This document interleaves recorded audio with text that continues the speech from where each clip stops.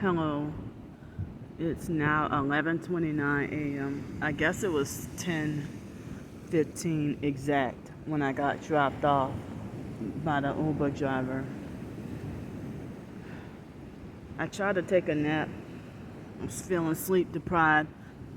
I tried to take a nap, but I guess I couldn't. Ow, my left shoulder hurts.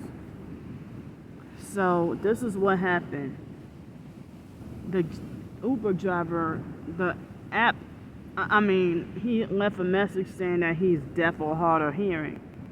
But he seemed like he was able to communicate like normal, right? So, he seemed like he was able to communicate like normal. But then when I tried to get him to take me to the visitor center, he went like, well, this is what he did. Hold up. Oh, I'm gonna try to. Wow. How the hell they hit me with energy weapons at the beach? They just hit me in the right. They hit me in the right. Let me not. They hit me in the right ear just now. A few seconds ago, they just hit me in the ear with the frequencies. So what happened was the Uber driver, he came there and I basically said that, because I remember I told you that the dispatcher lady, I was trying to ask a little bit for question about bus fare and stuff. And so the lady, I think it was that Jennifer lady, got an attitude with me. And so I'm like, hell no. I just knew they were gonna give me a rough time. Look at this perp family. All this space over there, y'all gonna come y'all asses by me. That's what I be talking about. Like, go all that space over there. Go y'all. You see this? They're doing this on purpose. They got all that space over there and all that space that way. A lot of empty space, and they just gonna come their asses right by me. So to try to interrupt and distract what I'm trying to talk about. And they make sure the kids have like a lot of red and stuff like that. So wearing a lot of black, red, and gray. So anyway, let me try to put my my earbuds back in. So so it was that rude Jennifer lady I think that was her that answered. And she got an attitude with me when I try to ask a question about the bus fare. And so then I'm like, I would hate to deal with bus drivers and everybody being rude to me and stuff. So I said, well, I'm supposed to be leaving back to my hometown, New Orleans, and stuff like that. So I figure I wanted to get away from those gnats in the motel room driving me crazy. So I felt like, I stay in the motel room almost all day, every day, pretty much all day, every day, unless I have to run important errands or something, or do something very important. And so, and so then, forgive me for feeling slowed down. So I had to, so I'm gonna, I don't even know what the hell I'm trying to say, but I'm just so kind of pissed off right now that, that's supposed to be their punishment is, the Uber driver, like I had him just, he took a wrong turn. He took a wrong turn and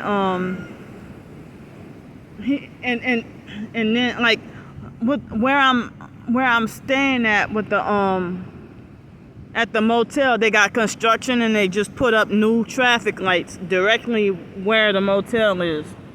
So he went all the way up Pace Boulevard and then turned left and then turned on Jackson Street or something. Then rode all the way down there and then turned right onto Palafox Street, I think, and then turned left on, I think, Chase Street, and then rode up to the because they had the construction on Cervantes Street. So then I rode here, and he was trying to turn in to some veranda beach place or something, some little resort or something. I'm like, no, I'm not trying to go there. And so I was trying to show him where to go to take me to the Pensacola Beach Visitor Center. And so then he said, oh, is it your first time going here? I said, no. I said, I come here all the time. I mean, well, it's been a while, but, I come here, I'm familiar with this area. So then I told him to drop me off by the other hotel, which was like a few feet away. And so then something told me to go and check my, I didn't have a good feeling because he tried to play stupid with me when I was like, stop here. He acted like a crooked cab driver, a crooked scam cab driver. So then, but I asked myself, is it possible for deaf people to perp? I guess you can, but he was able to hear me, so he wasn't really, well, I guess they said deaf or hard of hearing. So, when he tried to play stupid with me, when I tried to ask him, I said, well, are you going to charge me extra since you took me a little bit out of the way? Is the fare going to cost a little more? And he tried to be like, oh, I don't know what you're talking about. What do you mean? And so I just like got disgusted and frustrated and got out of the car. And then immediately, the ambulance or whatever was passing by as soon as I got out of the car. And then after that, what happened was I did a video, and then I came here, I settled down.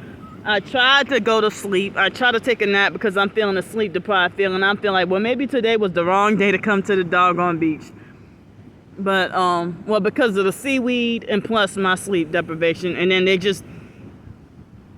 I guess they wanted to think they can punish me and think they got the authority to dictate, well, oh, we're going to show you to learn your lesson from ever going to the beach again. So he snuck behind my back and wrongfully overcharged me a $150 cleaning fee extra in addition to my normal fare. So hopefully I am praying to get that $150 fee reversed. They don't even have to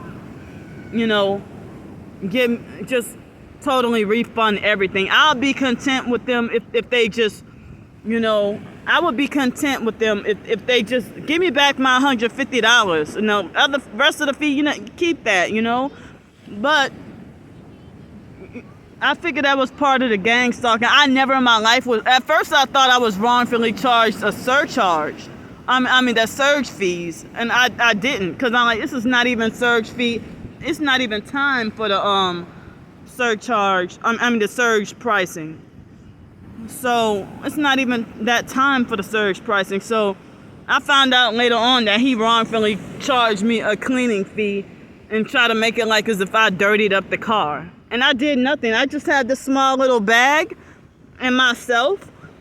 And, I don't know why. I think he did call himself trying to do that, to perp me, I guess, But they they were determined to not let me go to the beach today.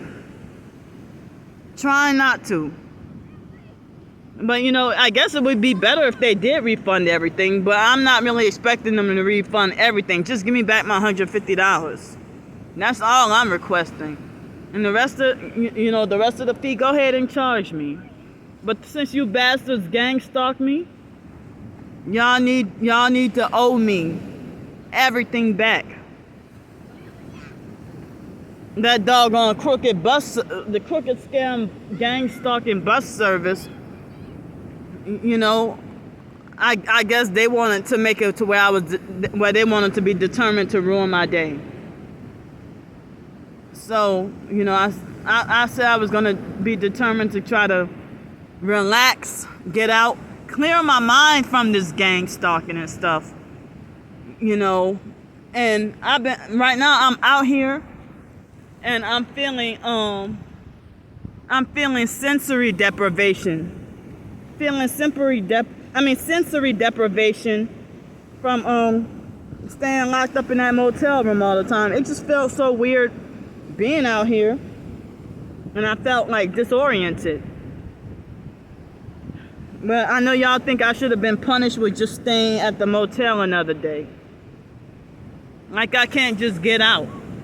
But I mean, they make things hard for us targets, and yeah, they are responsible for our problems. They are to be blamed for our problems. Because that didn't have to happen. I could have just paid $2.35. But see, Google said something about that. They were going to charge me $4.10. And I'm like, wait a minute. So I try to double check and confirm about the fee, and the lady got an attitude with me about the bus. And I'm like, this is why I don't even take the buses. And so, Alex probably put them up to it. They wanted to, and then narcissistic foster and biological family members, they think that I deserve to be punished with not being allowed to sleep. To go swimming, to enjoy the beach or the pool. That's a topic that makes me happy and I enjoy, that I deserve to be punished. And then they want to say, oh, I stay away from you because you're always negative and you're always complaining. But they don't want me swimming. They don't want me to go to the pool or the beach or even the lake or nowhere. And they're rubbing their hands together, hope that I would be punished with drowning. And they don't want me to drive a car. They don't want me to eat. They don't want me to speak Spanish. They don't want me to like Spanish.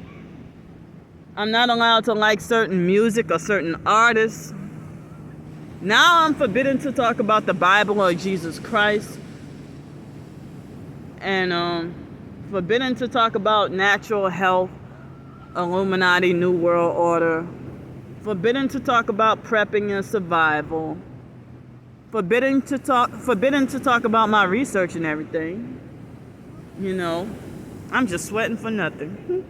In Los Angeles, it'd be hot and humid. I would never sweat when I was in Los Angeles. Here I'm in Pensacola, Florida, I'm sweating. So, I'm hoping I can get that, it's like they're trying to make it like as if I should have stayed home at the motel. So, this is my gang stalking documentation. That guy had no reason at all, for any reason at all, to charge me a cleaning fee.